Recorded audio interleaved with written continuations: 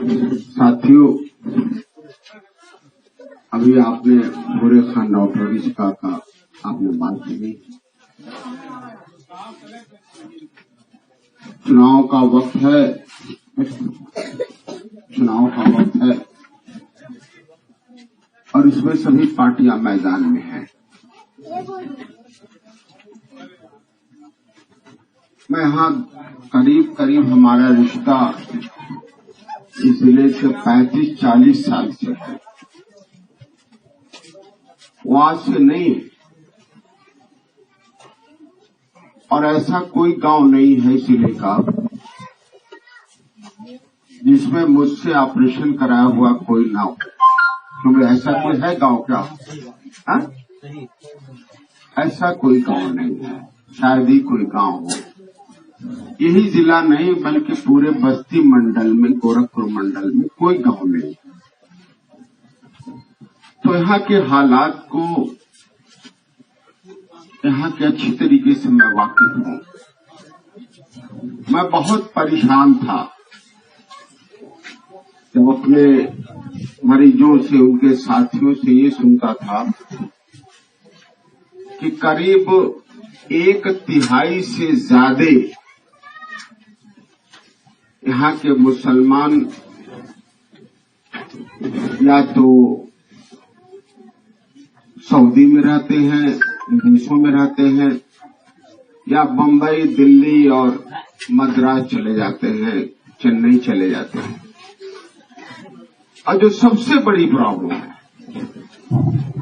कि हमारे नौजवान बच्चे जो है, जब करीब 17-18 साल के होते हैं, 20 साल के होते हैं, तो करीब 80% नौजवान बच्चे हमारे वो बाहर चले जाते हैं, कमाने चले जाते हैं, सऊदी चले जाते हैं, और 2-3 साल के बाद लौटने के बाद उनकी शादी हो जाती है और फिर वो चले जाते हैं। तो पूरी जवानी करीब 2-3 साल अगर वो विदेश में रहते हैं तो 2-3 महीने घर में रहते हैं। कि वही बात सही कि नहीं? सही है ना? 90 कोई भाई कंपाउंड आ जाता है कि 80%, आप कह रहे हो 90% है नहीं? तो ये अगर 40 साल पूरी जवानी की उनकी जिंदगी का देख लिया जाए तो जितने साल वो विदेश में रहते हैं उतने महीने यहाँ रहते हैं वो।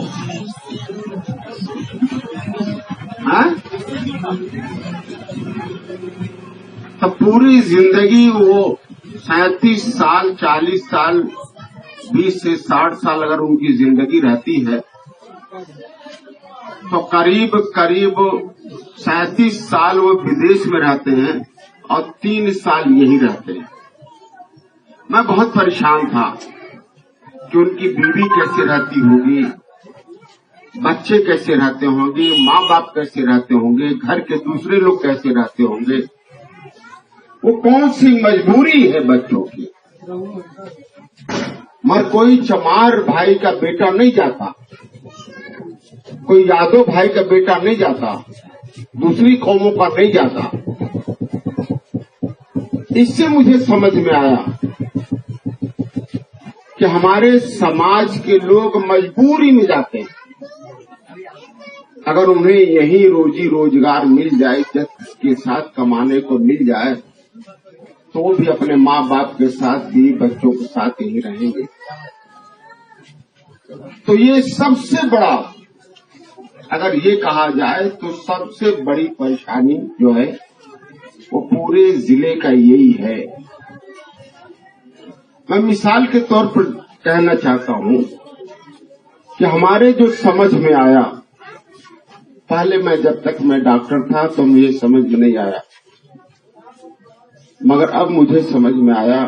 5 साल मैं विधायक रहा, 12 से 17 तक। हमारा ये मानना है कि 2012 के चुनाव में जितना वोट समाजवादी पार्टी को यादव भाइयों ने दिया था, कम से कम उसका दूना वोट मुसलमान भाइयों ने दिया था पूरे प्रदेश में। क्यों, सही की गलत है?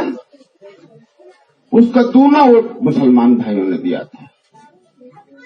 और अगर मुसलमान भाइयों ने समाजवादी पार्टी को वोट न दिया होता तो शायद समाजवादी पार्टी की सरकार न बनती। तो बात सही कि नहीं है?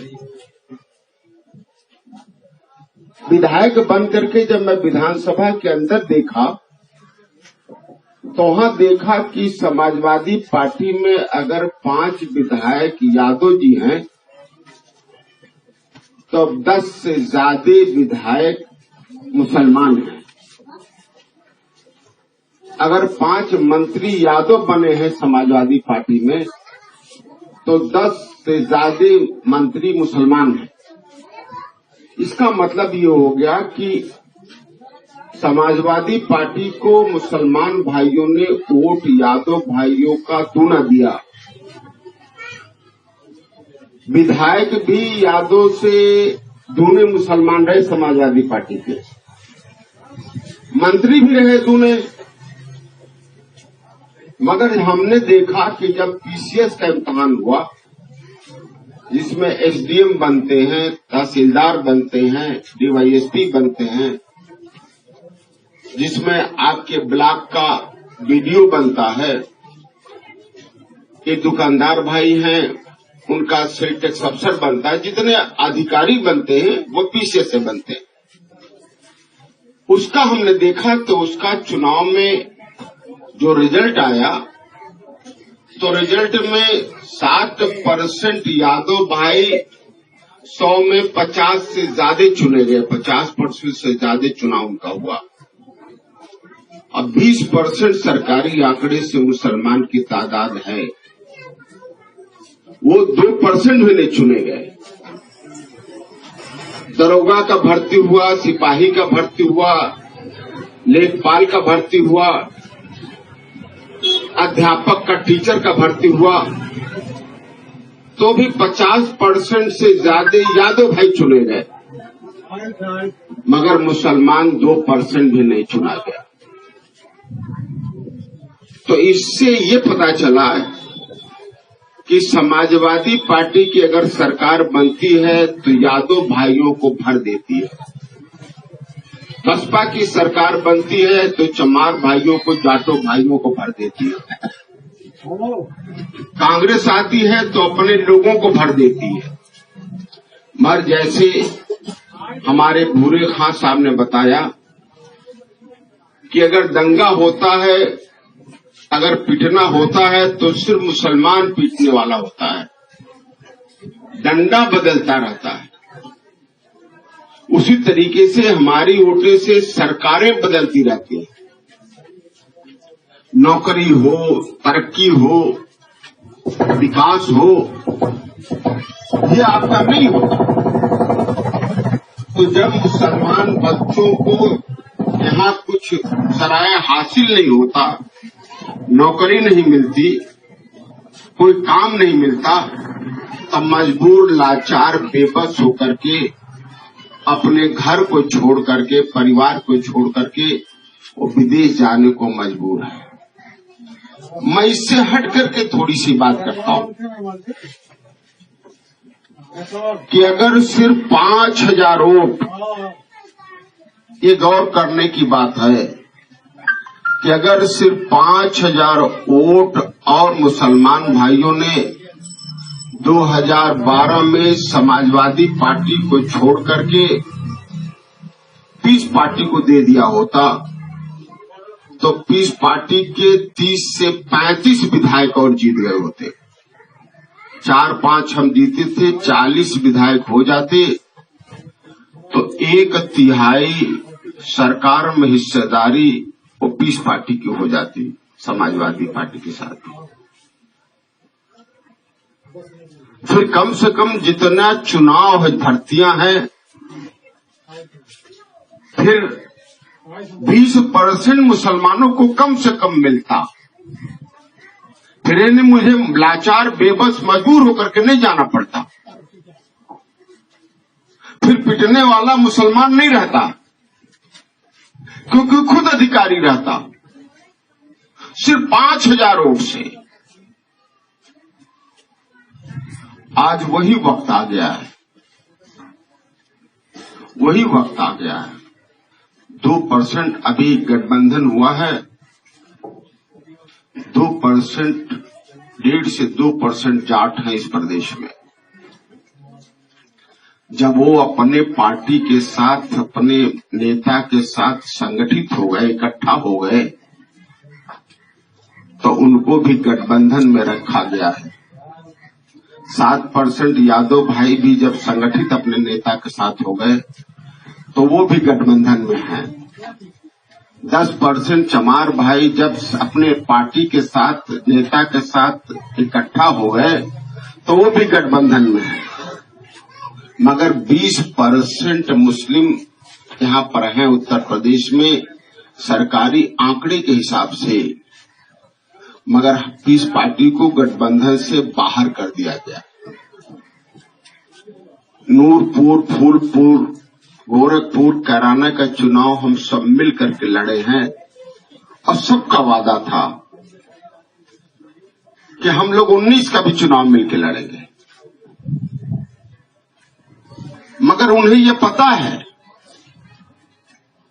कि मुसलमान अपनी पार्टी को और अपने नेता को वोट नहीं देता, मुसलमान भाजपा को हराने के नाम पर देता है, मुसलमान प्रत्याशी के नाम पर देता है।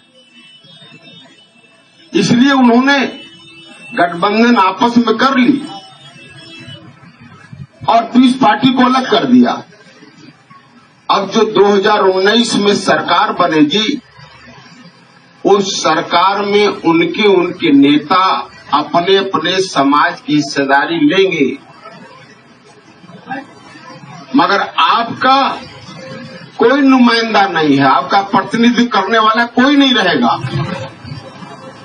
उस सरकार में आपकी हिस्सेदारी लेने वाला, आपकी विकास करने वाला या आपकी सुरक्षा करने वाला वहां कोई नहीं रहेगा।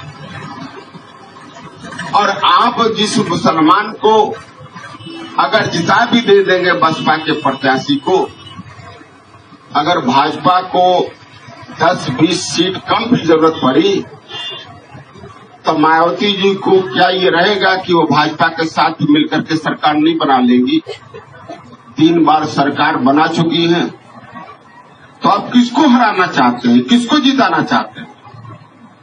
क्या उनके नेता जब फैसला करेंगे कि हम भाजपा के साथ मिलकर सरकार बनाएंगे, तो कोई भी मान लीजिए 25 में से उनके एमपी में से 20 मुसलमान हो, तो क्या वो 20 मुसलमान कहेंगे कि हम भाजपा की सरकार के साथ नहीं मिलकर सरकार बनाएंगे? क्यों भी कहेंगे? तो नेता फैसला करता है, किसी भी समाज का हो। इसी तरीके से समाज में पिछड़े के नाम पर बहुत सारे हमारे पिछड़े भाई हैं। शाक्य, सैनी, मौर्य, कुशवाहा, तेली, तमोली, राजभर, चौहान, बहुत बिरादरियां हैं। उन्होंने भी पिछड़े के नाम पर समाजवादी पार्टी को वोट दिया, मगर उनको भी हिस्सेदारी नहीं मिली। सिर्फ यादव जी 50% चुने गए, कोई राजभर, चौहान, तेली, तमोली नहीं चुना गया, मौर्य, कुशवाहा नहीं चुना गया, उनको हिस्सेदारी नहीं मिली। इसी तरीके से बसपा सरकार में धोबी, पासी, वाल्मीकि, पथरकट बहुत सारे बिरादरियां हैं। उनकी सरकार आती है तो उनको भी बेचारों की हिस्सेदारी नहीं मिलती। तो जिस तरीके से सभी सरकारों में सपा, बसपा, कांग्रेस में मुसलमान सिर्फ वोट बैंक बन गया है, इसी तरीके से सपा, बसपा में पिछड़ी बिरादरियां और दलित बिरादरियां भी सिर्फ वोट बैंक बन करके बन गई, उनको भी हिस्सेदारी नहीं मिल रही। इससे बिल्कुल साफ हो गया है कि जो समाज संगठित हो गया है, मुत्तहिद हो गया अपने पार्टी के साथ, जिसने भी पार्टी बनाई उसी का समाज से तरक्की किया है और कोई तरक्की नहीं किया है।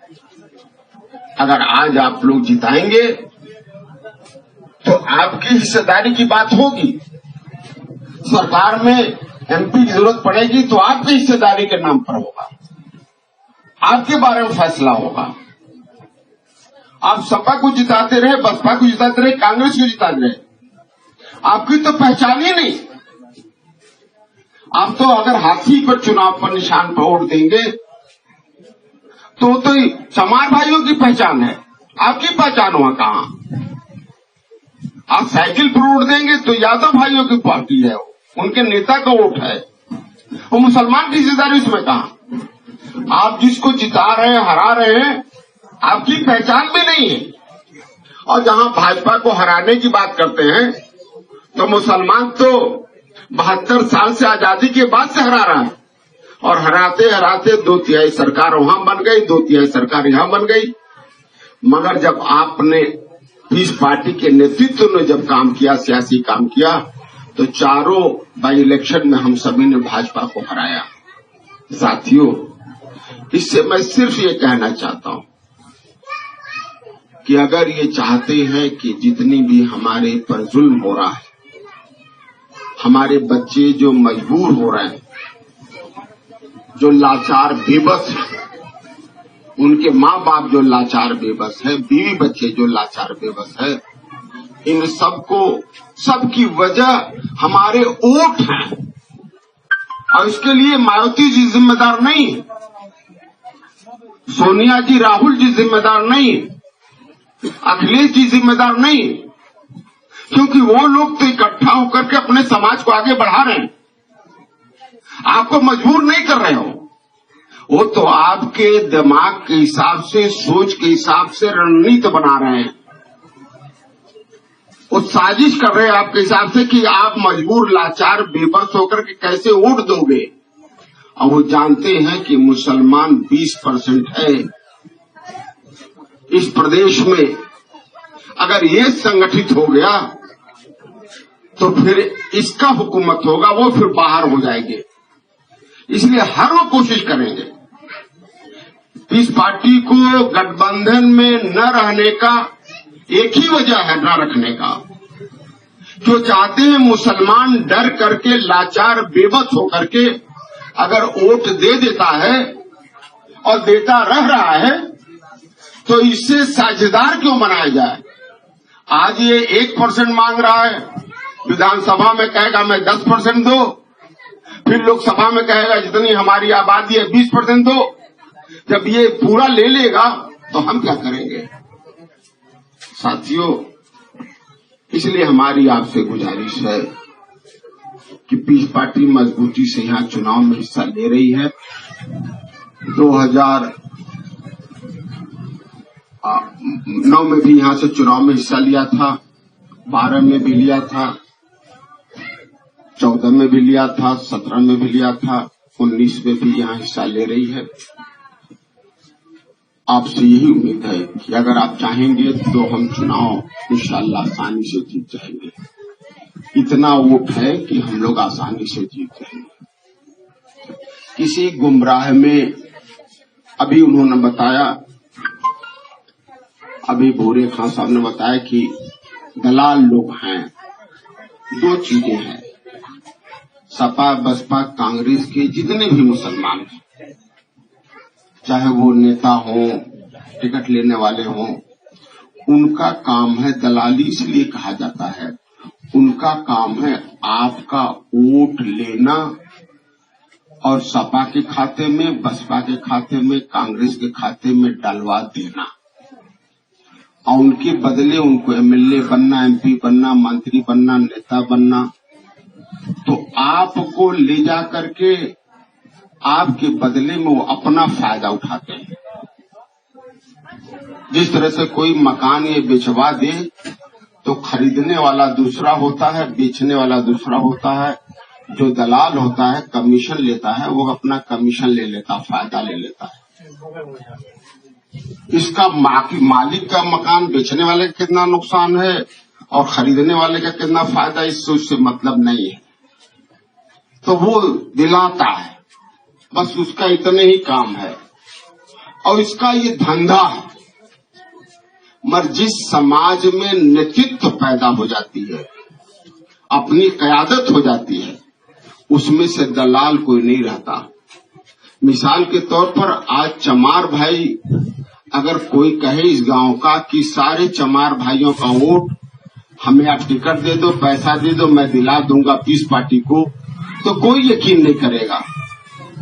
अगर कोई यादव भाई कहे कि हम वोट सब दिला दें, कोई यकीन नहीं करेगा। मगर मुसलमान हर जगह ये अपने काम करते हैं। साथियों, यही वजह है कि वही पीस पार्टी के खिलाफ अफवाह फैलाते हैं, आपको डराने का काम करते हैं, भाजपा से डराने का काम करते हैं। चाहे जो भी ये काम करे, जो भी डराने का काम करे, पीस पार्टी के खिलाफ अफवाह फैलाए, उससे पूछ लो कि उसकी जरूरत क्या है। कभी आपने ये नहीं सुना होगा, क्योंकि उसे इससे मतलब नहीं है कि कहां वोट जा रहा है। उसे सिर्फ इतना मतलब है कि मुसलमानों का नेतृत्व न खड़ी हो पाए, मुसलमान एकजुट न हो पाए।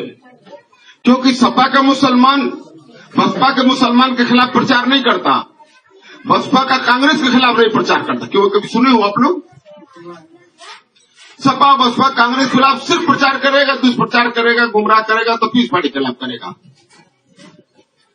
क्यों? कोई जानते हैं कि अगर नेतृत्व पैदा, क्योंकि उनको खतरा सिर्फ पीस पार्टी से, उनका बिजनेस खत्म होगा सिर्फ पीस पार्टी से। और नेतृत्व का ये काम है कि अपना सब कुछ लगा करके समाज को तरक्की करना। जैसे मायावती जी कितनों भी धन इकट्ठा कर लियो, अखिलेश जी कितनों भी धन इकट्ठा कर लिया, मगर उनका समाज तरक्की कर गया है नहीं। मगर मुसलमान विधायक एमपी हमेशा रहे हैं, वो कितना भी तरक्की कर ले, मगर मुसलमान बर्बाद होता चला जा रहा है, लगातार लाचार बेबस होता चला जा रहा है। तो साथियों, ये जज्बात से नहीं बल्कि सोच समझ करके ये फैसला करने वाली चीज है।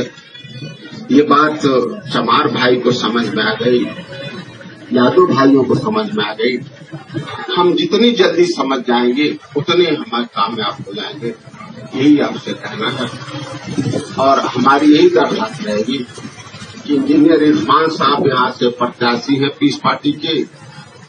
चुनाव चिन्ह 26 तारीख को इंशाल्लाह मिलेगा। उसके बाद आप सभी लोगों को ये बता दिया जाएगा। हमारी यही दरख्वास्त है कि पीस पार्टी को जिताइए, वोट दीजिए, ताकि जो जुल्म हो रहा है, जो हिस्सेदारी नहीं मिल रही है, वो हम सभी को मिले। किसी भाई को